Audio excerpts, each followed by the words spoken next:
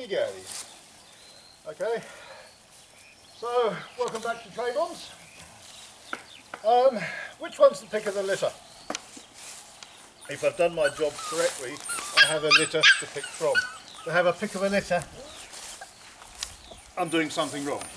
That is the idea of pedigree breeding. When we hear this term pick of a litter, that's not a good term. Yeah? Which one's the runt of the litter? That's extreme. That's extreme breeding. Yeah. And hello my dear darling. This is the red, now orange female. She had the red collar, she's now got an orange collar. And I just thought I'd put them on table so you can have a good look at them. We're now at that age, just about 5 weeks, where we are now little dogs. And what we're going to start looking at, is their morphology, their shape and form. Yeah? And most of what I do is through touch. I can feel whether they're healthy or not. The placement, the substance of the bones, the structure, that's what I'm feeling. Yeah? And that comes through experience. It really does. Just as to have a litter to pick from rather than a pick of a litter comes through experience. That's through breeding, that's through developing a bloodline and these sort of things. Now the reason I'm talking about this today is 2 reasons. One, we've just picked up a dog and I'm grateful that we've been allowed to pick her up. The owner has realised she can't give the dog what she needs, but it also demonstrates your responsibility. When I start explaining about this dog, your responsibility towards your animal. Yeah? Stand still, sorry. I think you're the runt. Are you the runt or are you the pick? What do you think? You're the cheeky one. So, just a quick brush. So, healthy dogs, sound healthy dogs. We have a breed standard. We don't breed out of that. Pedigree breeding is actually quite boring. If you want to do it well. You're not going to extremes. You're middle ground. All the time. Choosing middle ground. Because that's the healthiest option. Go to the extremes, you're going to get extreme dogs. And then you end up doing extreme breeding. And that is the trouble with pedigree breeding. And lack of knowledge in general in pedigree breeding. Pedigree breeding, anybody can take 2 white dogs and get a pedigree. Anybody. Don't need any qualifications. I've got a white dog here and a white dog there and I'm a pedigree breeder. Mediocrity is the order of the day when it comes to pedigree breeding, not elitism. Elitism's a bad thing, and it's not. It's what pedigree breeding is. It's elitism. It should be. And it should be far more supported. So, I'm going to show you a clip of some adult dogs now. Now, this dog is a recent addition to our kennel. She looks the part, but you're going to see in a minute what we need to do, and this is why environment, exercise, food, nutrition is so important. In any minute we will run her and you will see what we're lacking, what we need to build on. Now we have this experience being breeders, and she's got the potential to be in that elite group. She is going to be in the elite group, but look, here we go. So we've got our forward motion, we've got a nice sound movement, but what we're lacking is musculation at the back. You can see that. You see the reach we've got, the drive we don't. And if we go around again, you're going to see we just lack that muscle at the back to power her along. Now this is all our responsibility, to make sure our dogs are getting the proper exercise, to make sure the proper training, the proper nutrition, because she can be a very competitive dog. She's got the physique, she's got the morphology for it. What she doesn't have is the conditioning at the moment, and any minute you're going to see a dog that's only 10 months of age in far better physical condition. So last time, you can see what we're lacking on the back there. So the dog you've just seen has just come back to us, as you can see, and I'm grateful that we've been allowed to have her back. The owner has recognised that she can't give the dog what she needs, and when you see the movement on this dog, certainly distinctly lacking on the backside there. That's musculation, that's exercise, yeah, and musculation, and then also you're going to need diet as well. We have an opportunity to correct this. So now we're with another dog, and this is a 10-month-old female.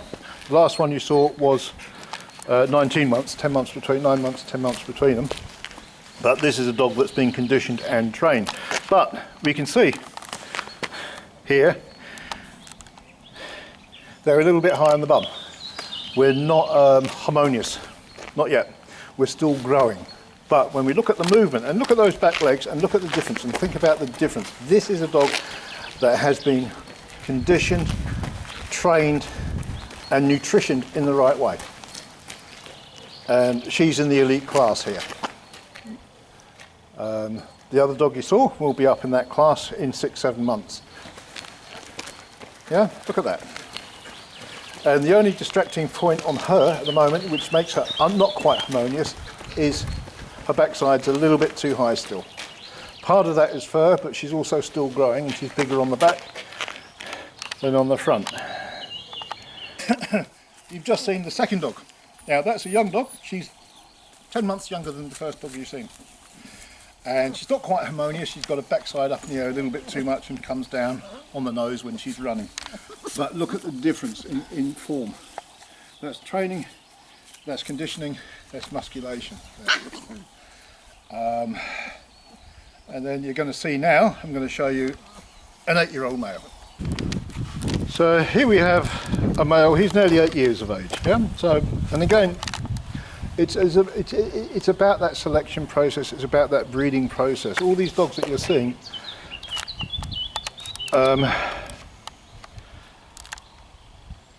have been selected, and our breeding process is all about this movement. Here we go.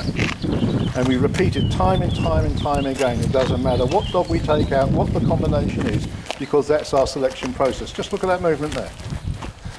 Yep. This is what that process is all about. This is what the litter is all about, that process, that sound, healthy movement. And being able to repeat it time and time again, regardless of the mother, regardless of the father, because we have a good, strong basis for breeding. We have a bloodline. This is the strength of a bloodline, what you're seeing here. Regardless of which dog I've got and take out, it will reproduce that movement. It will reproduce that soundness. Our litters will be the same. All our litters are the same.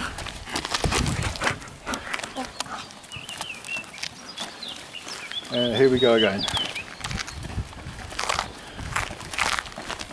Nice sound movement. Again, just repeated. And we do that with all the dogs. And that is nutrition, that's training, nutrition and selection, to repeat that sound movement. And that gives us our standard, because the herding dog, at the end of the day, it is about movement. It is about the reach, the front, and the drive, the rear. Just got my brown one here. So that's an 8-year-old male, and we're going to look at that movement. That is correct exercise, that is the correct amount of muscle, that is the correct training. This is your responsibility here. We give you the dog. All these dogs have that potential, all of them. It's your responsibility to keep them in good condition. Just as you would a car, you keep a car in good condition. They need fuel, they need to be driven properly, these dogs need to be trained properly, they need to be handled properly. And now we're going to see a female in her prime. Our final dog of the day here, I'm trying to explain this about the selection process, is actually the mother of the first dog you saw. Sorry, the second dog you saw. And see, we don't have that high bum, but again, we have that harmony, and that's what we're talking about, harmony. As soon as you see the dog, there's nothing that distracts. The dog's harmonious. And that's what breeding's about. That's what it's all about. And then we're going to see the movement that harmony brings into the movement here. And again, nice classic herding dog movement there. And you know, I've got another 8 dogs at home that will produce this. That whole litter I've got right now will produce this. It has it all. That's what pedigree breeding is about. This is elite pedigree breeding.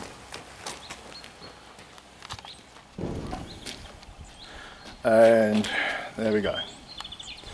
And as I say, and that's the basis of our kennel. We've got 8 more of these at home. And they're all up to the standard. And that gives us, when we're doing our selection, when we're going out for our males, when we're doing our matings, we're virtually guaranteed an elite litter. We don't have a pickable litter, we have litters to pick from. So, and it's all based on, first of all, selection, of course, that's standard, but then it is good nutrition, good exercise, making sure we've got sound movement. First and foremost, sound movement will give you a healthy dog. And hopefully I've explained myself on our selection process and sort of understand what we're trying to achieve every single time we do a litter. You've just seen 4 different dogs of the first dog. I mean, she realised she couldn't do, the owner of the first dog realised they couldn't give the dog what it needed, and it's come back to us, which we're grateful for, because we can do that in a reasonably short space of time. But all these puppies that you're seeing will move well. We have the structure. That's what our experience has taught us over the years when it comes to breeding. And it's middle ground, middle ground, middle ground. But we all have a responsibility. And recently in Sweden, the insurance company Agria did a survey on their dogs that they insure. And the BERGER BLANC Swiss has an average life expectancy of only 6 years, just over 6 years. And that is shocking. And the reason for that, well, I mean, you can go and study it yourself, but 6 years, and breeders have to take a lot of that responsibility. Owners, but the breeders as well in Sweden, for producing a dog that has a life expectancy of 6 years. There's something seriously wrong. And pedigree breeding is not about going to extremes. It's not about limiting your lines and saying we're only doing a certain type of dog. It is about middle ground. Middle ground will give you a good dog.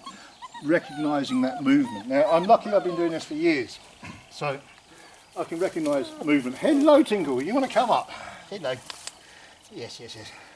So I'm lucky, I can do this. I can feel the dog. I can feel the placement of those bones, and I do more.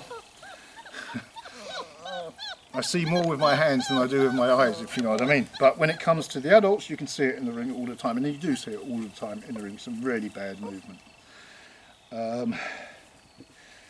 And some of that is conditioning, and some of that is bad breeding. And a combination of bad breeding and bad conditioning, you end up with a breed that lasts for 6 years.